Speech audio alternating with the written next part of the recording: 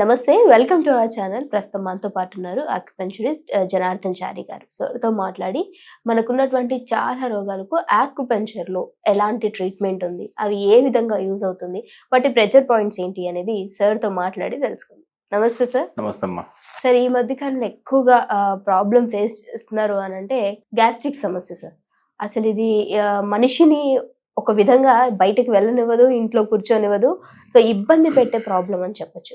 దీనికి మన అక్యుపెంచర్ లో ఏ విధమైన ట్రీట్మెంట్ ఉంది, అసలు దీని గురించి ఒక పూర్తి వివరణ సార్. ఈ మన అక్యుప్రెషర్ అనే దాంట్లో మనం సిరీస్ ఆఫ్ టాపిక్స్ ని చెప్తున్నాము.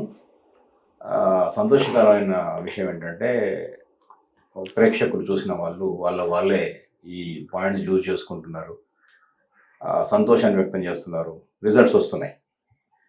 అంటే ప్రతి చిన్న విషయాన్ని కూడా మనం ఆసుపత్రులకు పరిగెత్తకుండా, మందులు మింగి సైడ్ ఎఫెక్ట్స్ తెచ్చుకోకుండా ఎవరికి వాళ్ళే వైద్యులయ్యే గృహ చిట్కాలు లాంటి ఆక్యుప్రెషర్ పాయింట్స్ అద్భుతంగా మనకు పనిచేస్తున్నట్టు వస్తున్నటువంటి మన ఫీడ్బ్యాక్ చూసి అర్థం అవుతుంది.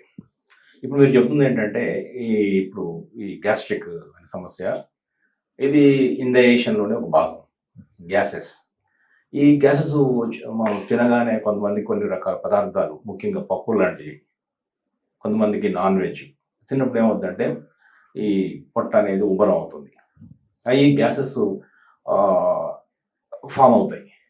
అంటే ఆహారం ఎప్పుడైతే స్టమక్లో ఉండాల్సిన సమయం కన్నా ఎక్కువ ఉన్నప్పుడు అది అక్కడి నుంచి వెంటనే స్మాల్ ఇంటెస్టైన్కి వెళ్ళాలి, అక్కడి నుంచి లార్జ్ ఇంటెస్టైన్కి వెళ్ళాలి. ఒక ప్రాసెస్ ఉంటుంది కదా, నోట్లో నుంచి ముందు పొట్టలోకి వస్తుంది జీర్ణాశయం.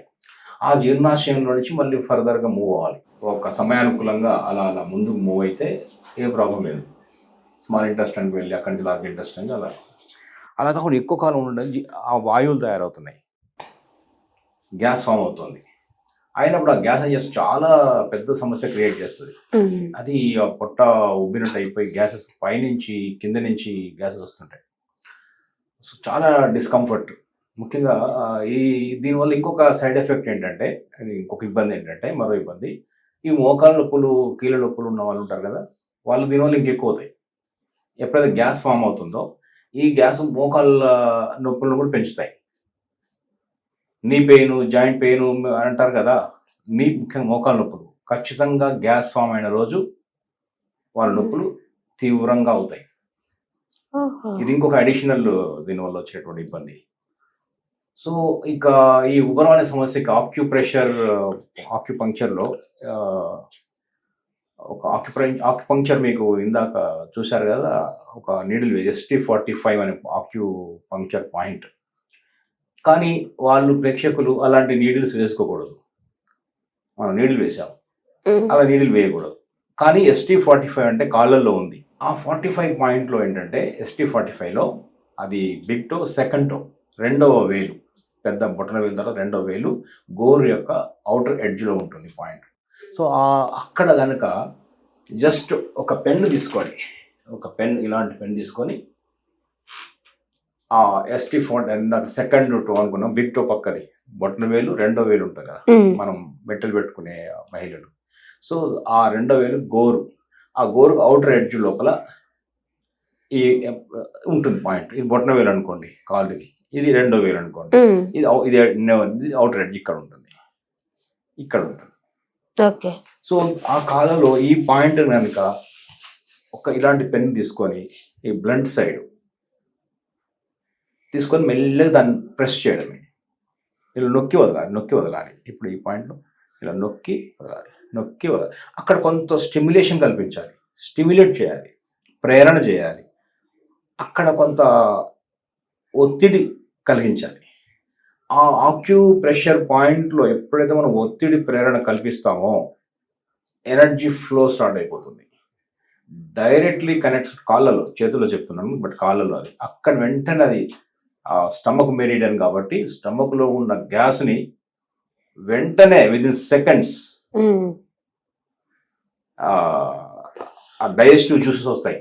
ఎప్పుడైతే డైజెస్టివ్ జ్యూస్ వస్తాయో అరుగుదల స్టార్ట్ అయిపోతుంది. ముందు గ్యాస్ రిలీజ్ అవుతుంది, పైనుంచి కానీ కింద నుంచి కానీ గ్యాస్ రిలీజ్ అవుతుంది. పొట్ట చాలా మందికి అనుభవం ఎక్స్పీరియన్స్ చెప్తున్నాను నేను. ముఖ్యంగా ఈ పండుగలు వస్తాయి, నిన్న ఉగాది, ఈ పండుగలకు ఏదో కొన్ని తినక తప్పదు, పిండి వంటలు అలా, లేదా అవుట్ సైడ్ ఎక్కువ భోజనాలు చేస్తున్నారు మన వాళ్ళు, బయట నుంచి ఫుడ్ తింటారు. ఆ ఫుడ్లో ఇండైజెషన్ కలిగించే పదార్థాలు ఎక్కువ ఉంటాయి, ఎందుకంటే టేస్టర్స్ ఉంటాయి, అందులో కలర్స్ ఉంటాయి, ఆయిల్ సరిగ్గా ఉండవు. వాళ్ళు వాడే పిండి కానీ కారంలో అది కారమో తెలియదు, ఇటుకల పొడో తెలియదు కదా, పసుపు అన్ని కల్తీ ఉంటాయి జనరల్గా. చాలా వరకు అంత క్వాలిటీ మెయింటైన్ కావడం లేదు. దురదృష్టవశాత్తు ఏంటంటే సరైన ఆహారం బయట దొరకని రోజులు వచ్చాయి. కల్తీ సర్వత్రా కల్తీ అనేది ఈ మధ్య చూస్తున్నాం. సో అందుకనే ఈ ST45 అనే పాయింట్ ప్రెషర్ చేసిన ఒక్క నిమిషంలోనే, నీళ్ళు అయితే ఒక నిమిషం, ఇందాక నీళ్ళు వేసాం కదా, అది చూశారు ST45లో. మీరే తీసుకున్నారు కదా ST45 తీసుకున్నారు, దీని మీద మీ అభిప్రాయం చెప్పండి. రెండవది ఏంటంటే, ఇలా నీళ్ళు వేయడం లేదు, మనం ఏం చేస్తున్నాము, ప్రెషర్ చేస్తున్నాం, కొంచెం టైం పడుతుంది, ఒక నిమిషంగా 2 నిమిషాలు ప్రెస్ చేయమంటున్నాం. బట్ అప్పుడు ఏమవుతుందంటే, అది ఎర్త్ స్టమక్ మెరిడియన్ కదా, ఇక్కడ ఏర్పడే డిస్కంఫర్ట్ని ఖచ్చితంగా మన సాల్వ్ చేస్తుంది అనేది మన ఎక్స్పీరియన్స్. ఇది చేయొచ్చు. ఇది గ్యాస్ ప్రాబ్లం ఉన్న వాళ్ళు, పొట్ట ఉబ్బరంగా ఉన్న వాళ్ళు, ఇలా హెవీగా ఉన్న వాళ్ళు, అంటే చాలా ఈ మధ్యలోనే చాలా కాలం నుంచి ఉన్న వాళ్ళకు వేరే పాయింట్స్ కూడా చెప్పొచ్చు. బట్ ఏదైనా సరే ఇప్పుడు చాలా తీవ్రంగా ఇబ్బంది పడుతున్నాను, ఇవాళ తిన్నారు లేదా రాత్రి తిన్నారు, ఇప్పుడు ఇబ్బంది వస్తుంది అన్న పాయింట్ ఇమీడియట్గా వాళ్ళు తగ్గుతుంది. దాంతోపాటు ఇంకోటి ఏం చేయొచ్చు అంటే, ఇలాంటి ఇండైజెషన్ ఉన్న వాళ్ళకు ఒక చిట్కా ఉంది. అది పాయింట్స్ ఆక్యుప్రెషర్ పాయింట్స్తో పాటు ఒక డైటరీ చిట్కా. అదేంటంటే, బ్రష్ చేసుకోగానే చింతగింజంత అల్లం ముక్క అది పీల్ చేసింది, ఆ పైన తీసేసింది అల్లం ముక్క. ఆ అల్లం ముక్కను కానీ నమ్మలగలిగితే నమలండి. నమిలినప్పుడు ఏంటంటే కొంచెం 2-3 చుక్కల జ్యూస్ తయారవుతుంది, అది మింగేయాలి, ఆ పిప్పి తీసేయాలి. లేదు నమ్మలేకపోతున్నాను అంటే కొంతమంది, అది దంచి ఆ క్లాత్లో పెట్టి ఇలా మనం స్క్వీజ్ చేసినా కూడా 2-3 చుక్కల డ్రాప్స్ అది వస్తుంది, అల్లం రసం. అల్లం రసం చాలా చాలా అద్భుతంగా డైజెషన్ పనిచేస్తుంది. అల్లం చాలా బాగా పనిచేస్తుంది. కాబట్టి మనం ఏం చేయొచ్చు అంటే, ఈ చిట్కాని ఫస్ట్ చేయాల్సిన పని ఇదే, బ్రష్ చేసుకోగానే అల్లం తినడం, లేదా అల్లం 2-3 చుక్కల డ్రాప్స్ మన పొట్టలో పోయేలా చూసుకోవాలి. ఆ తర్వాత గోరువెచ్చని నీళ్ళలో లెమన్ అంతా రొటీన్గా మనం చేసుకోవచ్చు. ఇది ఒకటి చేయండి, కొంతకాలం, ఒక వారం 10 రోజులు 2 వారాలు చేసి చూడండి. గ్యాస్ట్రిక్ సమస్య ఉన్న వాళ్ళు, ఇంతకుముందు ఈ చిన్న చిట్కా వందలాది వేలాది మన ప్రేక్షకుల యొక్క జీవితాన్ని మార్చేసింది. అద్భుతంగా వాళ్ళకు రిజల్ట్స్ వచ్చాయి. కాబట్టి ఇది మనం కాన్ఫిడెంట్గా చెప్తున్నాం. రెండవది ఏంటంటే, ఇమీడియట్గా ఇది ఒకటి తగ్గించగలుగుతుంది. ఇక మూడవ ఆస్పెక్ట్ ఏం చేయాలంటే, వీళ్ళు లేట్ నైట్ భోజనాలు చేయొద్దని చెప్తున్నాం. ఈ గ్యాస్ట్రిక్ ఇష్యూ ఉన్న వాళ్ళు, యాసిడ్ రిఫ్లక్స్ ఇట్లా పైకి వస్తుంది, తన్నుకుంటూ వస్తుంది, ఇక్కడ మంట బర్నింగ్, ఇక్కడ బర్నింగ్ ఉన్నవాళ్ళు, వామిటింగ్ సెన్సేషన్ ఉన్నవాళ్ళు, ఈ పొట్ట అజీర్తి సమస్యలు ఉన్న వాళ్ళ, ఏది తిన్నా కొంచెం ఎక్కువ ఒకరోజు రుచికరంగా ఉంటుంది. నిన్న పండుగ భక్ష్యాలు, ఒక భక్ష్యం ఎక్కువ తింటాం మనం మానవాళి కదా, ఆ రోజు మళ్ళీ బాధ, తిన్నప్పుడు ఉన్న సంతోషం కన్నా బాధ ఎక్కువైతుంది. సో అలాంటి వాళ్ళందరూ కూడా ఏం చేయొచ్చు అంటే, ఈ 2 చిట్కాలు పాటిస్తూనే ఇంకో మూడోది ఏంటంటే, లేట్ నైట్ తినకని చెప్తున్నాం. తినేదేదో కొంచెం ఎర్లీ తినాలని చెప్తున్నాం. ఇంకొక ఎప్పుడైనా నేను చెప్పే పాయింట్ ఉంది, నమిలి తినండి, ఎంజాయ్ చేస్తూ తినండి. నమిలి తింటే నూరేళ్ళ ఆయుష్ అంటాం. చాలా అద్భుతంగా మన జీర్ణం అవుతుంది, ఆ సారాలు కూడా మన ఒంటి పడతాయి, మన ఆరోగ్యంగా ఉండగలుగుతాం. ఈ ప్రయత్నం చేయొచ్చమ్మా, మంచి చిట్కాలుగా చెప్పొచ్చు మనం.